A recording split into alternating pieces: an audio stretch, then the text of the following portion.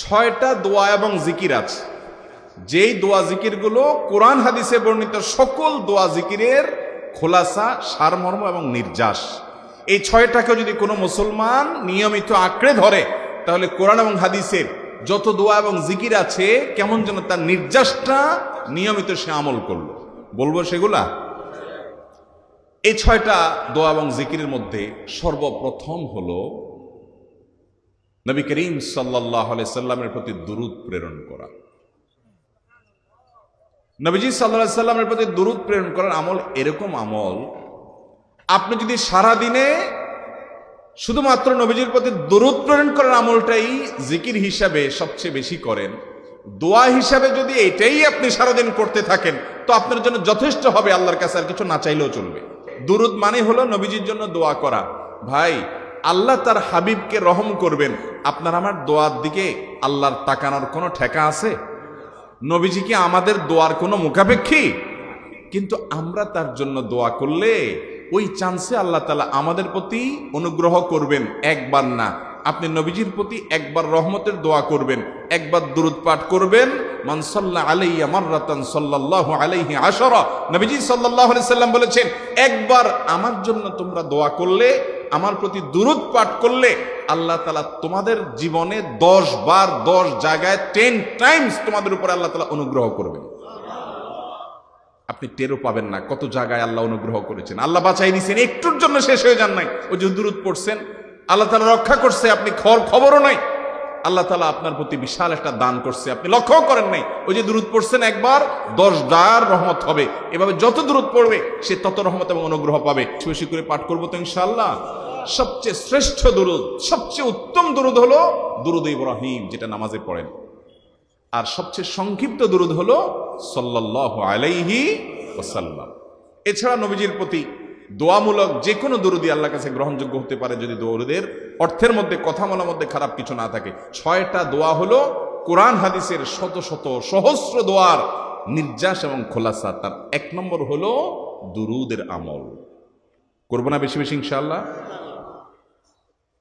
আমার জীবনে বহুবার এমন হয়েছে, বহুবার এমন এমন বিপদ যে দেয়ালে পিঠ থেকে গেছে, এখান থেকে উদ্ধারের কোনো পথ আর চোখের সামনে দেখা যাচ্ছে না। আমি এই আমলটি, এর পাশাপাশি ইস্তেগফারের আমল, যেটা 2 নম্বরে বলবো আমি, এই 2টি আমল কন্টিনিউয়াসলি করে গেছে, হরদম প্রতি নিঃশ্বাসে নিঃশ্বাসে, বাস টয়লেটের টাইম বাদে বাকি ফুল টাইম এটা দুরূদ এবং ইস্তেগফার অব্যাহত রাখছি। আল্লাহ তাআলা এমন ভাবে অলৌকিক ভাবে উদ্ধার করেছেন যে আমার কল্পনায়ও আসে না যে এখান থেকে এভাবে হেল্প হতে পারে। ভাইরা আমার অভিজ্ঞতার 2 পয়সার কোনো মূল্য নাই। আমার অভিজ্ঞতা কি আসলো না আসলো এটাতে কিছু আসা যায় নাই।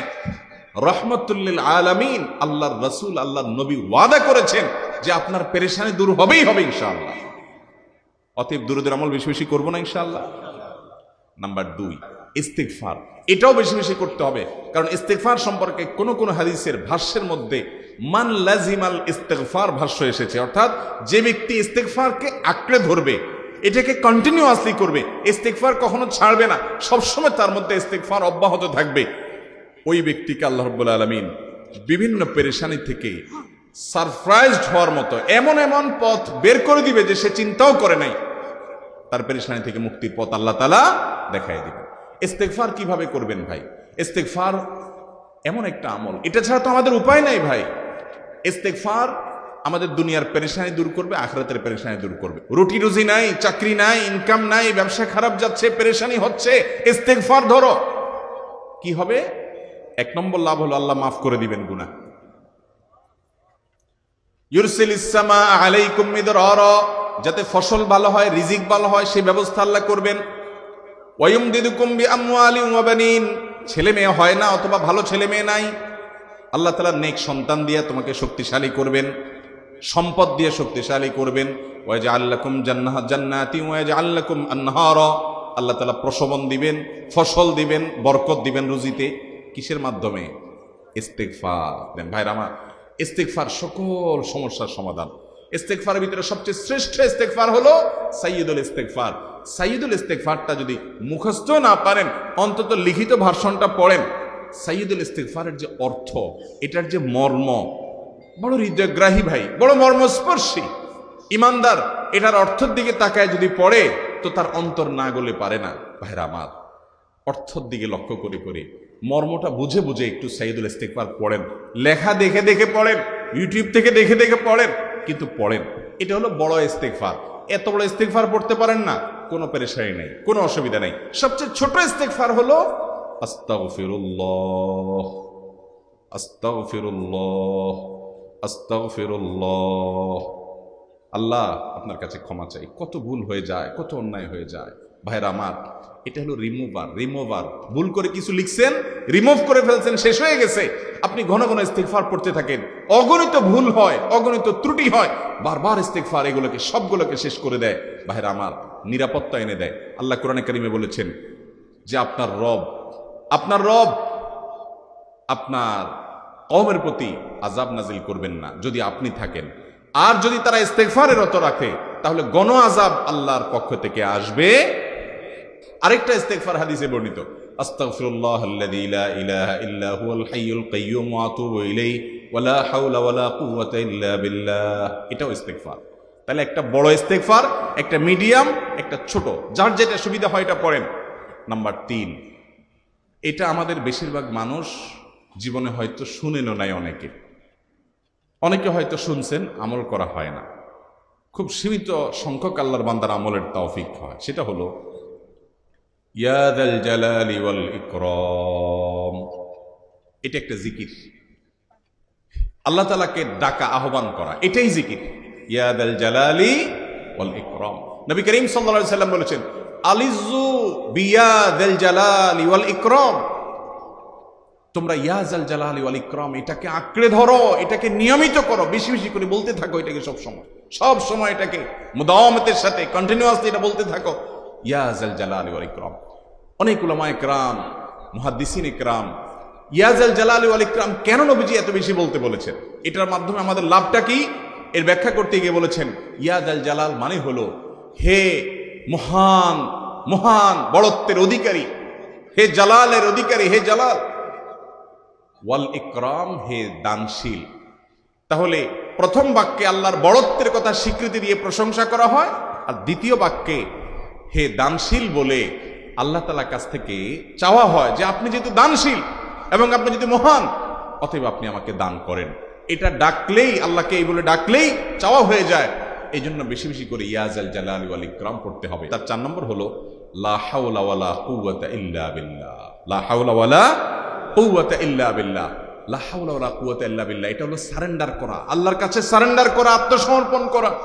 মানে আল্লাহ ছাড়া কোনো ভালো কাজ করার ক্ষমতা কারণ নাই, করার তৌফিক দেওয়ার ক্ষমতা কারণ নাই, আর পাপ থেকে বাঁচানোর ক্ষমতা কারণ নাই। এই জন্য আমি কেমন যেন আল্লাহর কাছে সারেন্ডার করছেন, লা হাওলা ওয়ালা কুওয়াতা ইল্লা বিল্লাহ। কোন অবস্থা, কোন সামর্থ্য, এগুলো কারোর কাছে নাই, শুধুমাত্র কার কাছে আছে? আল্লাহর কাছে আছে। এই অর্থ বুঝে আপনি লা হাওলা ওয়ালা কুওয়াতা ইল্লা বিল্লাহ বেশি বেশি পাঠ করবেন।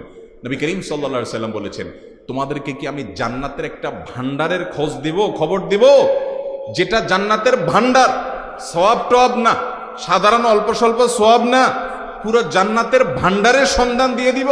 সাহাবা ইকরাম তো চাইতেনই সেটা। নবীজি সাল্লাল্লাহু আলাইহি সাল্লাম তখন বলেছেন যে লা হাওলা ওয়ালা কুওয়াতা ইল্লা বিল্লাহ, এটা হলো কানজুম মিন কুনুজিল জান্নাহ, জান্নাতের ভান্ডার সমূহের মধ্যে থেকে একটা বড় ভান্ডার হলো লা হাওলা ওয়ালা কুওয়াতা ইল্লা বিল্লাহ। অতএব এই আমলটাও বেশি বেশি করবেন। 4 নম্বর আমল হয়ে গেল। 5 নম্বর আমল হলো দোয়া ইউনুস। দোয়া ইউনুস জানা আছে তো? লা ইলাহা ইল্লা আনতা সুবহানাকা ইন্নী কুনতু মিনাজ জালিমিন। ভাইরা আমার, অর্থের দিকে তাকায়া মাঝে মধ্যে মোবাইল টোবাইল সব ফালায় রেখে একটু আল্লাহর সাথে কথা বলবেন, আল্লাহর সাথে একটু কানেক্টেড হওয়ার চেষ্টা করবেন, আল্লাহর সাথে একটু সংযুক্ত হওয়ার চেষ্টা করবেন। ডিসকানেক্টেড তো পুরো লাইফটা কাটাই দিলেন, একটু কানেক্টেড হওয়ার চেষ্টা করেন। প্রতিদিন কিছু সময় বসে একটু জিকির করেন, চলতে ফিরতে একটু আল্লাহকে সময় দেন। আপনি উপকৃত হবেন, আপনার কল্ব জিন্দা হবে, আমল নামা সওয়াবে পরিপূর্ণ হবে। লা ইলাহা ইল্লা আনতা সুবহানাক ইন্নী কুনতু মিনাজ জালিমিন। অর্থের দিকে তাকান, কত মর্মস্পর্শী। লা ইলাহা ইল্লা আনতা, আল্লাহ আপনি ছাড়া কোনো সত্যিকারের মাহবুদ নাই, উপাস্য নাই। সুবহানাক, আপনি পবিত্র, আমি আপনার পবিত্রতা জ্ঞাপন করছি। ইন্নী কুনতু মিনাজ জালিমিন, তবে আমি সেসব মানুষদের অন্তর্ভুক্ত যারা নিজের প্রতি নিজে জুলুম করেছে, অবিচার করেছে, অন্যায় করে আমার নিজের পায়ে নিজে কুড়াল মেরেছি বহু। এই বাক্য পাঠ করার পর ইউনূস আলাইহিস সালামকে শুধু রক্ষা করেছেন আল্লাহ, তাই নয়, আল্লাহ বলেছেন একইভাবে তাকে যেরকম রক্ষা করেছি, এই বাক্য যদি কেউ পড়ার মতো পড়ে, হক আদায় করে পড়ে, মনের গভীর থেকে পড়ে, মর্ম উপলব্ধি করে পড়ে, নিয়মিত পড়ে, ওয়াকাযালিকা নুনজিল মুমিনিন, ঈমানদারদেরকে আমি রক্ষা করে দেবো। এভাবে ভাইরা আমার, আমরা বিপদ আপদে পড়লে হুজুরদের কাছে চলে যায় দোয়ার জন্য। অনেকে মাজারে চলে যায়, সেখানে মানত করে, টাকা পয়সা দেয় বিপদ উদ্ধার করার জন্য। কপাল পড়া জানে না ও কার গোলাম, ও আরশে আজিমের মালিকের গোলাম, তার সাথে ডাইরেক্ট কানেক্টেড হওয়ার সুযোগ আছে, শুধু ইউজ করলেই হয়, সুইচ দিলেই হয়। কপাল পড়া জানে না, ডানে বামে গিয়ে নিজের আমল বরবাদ করে, ইমান বরবাদ করে, তাওহীদ নষ্ট করে। ভাইরা আমার, তাহলে যে কোনো সমস্যা ফিল করি অথবা স্বাভাবিক অবস্থাতে দোয়া ইউনূস পাঠ করব। 6 নম্বর হলো সুবহানাল্লাহ, আলহামদুলিল্লাহ, লা ইলাহা ইল্লাল্লাহ, আল্লাহু আকবার।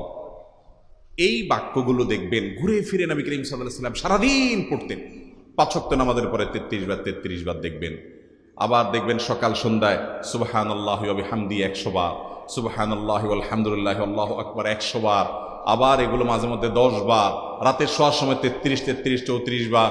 বিভিন্ন সময় দেখবেন ঘুরে ফিরে এই সুবহানাল্লাহ, আলহামদুলিল্লাহ, লা ইলাহা ইল্লাল্লাহ, আল্লাহু আকবার, এগুলো একটা মিজানের পাল্লাকে পরিপূর্ণ করে দেয়। কোনোটা আসমান এবং জমিনের মধ্যবর্তী জায়গায় সওয়াব দিয়ে পরিপূর্ণ করে দেয়।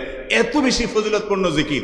এই জন্য পুরো কোরআন হাদিসের দোয়া এবং জিকিরের নির্যাসের শেষ এবং 6 নম্বর হলো বেশি বেশি করে দিন রাত 24 ঘন্টা যখন সুযোগ পাবেন, যেখানে যেখানে হাদিসে যে সংখ্যা বলা আছে ওটাতে করবেনই, ওর বাইরেও বেশি বেশি করে সুবহানাল্লাহ, আলহামদুলিল্লাহ, লা ইলাহা ইল্লাল্লাহ, আল্লাহু আকবার। বেশি বেশি করবো না ইনশাআল্লাহ? নিয়মিত করবো তো ইনশাআল্লাহ? আল্লাহ আমাকে আপনাকে আমাদের সবাইকে আমল করার তৌফিক দান করুন।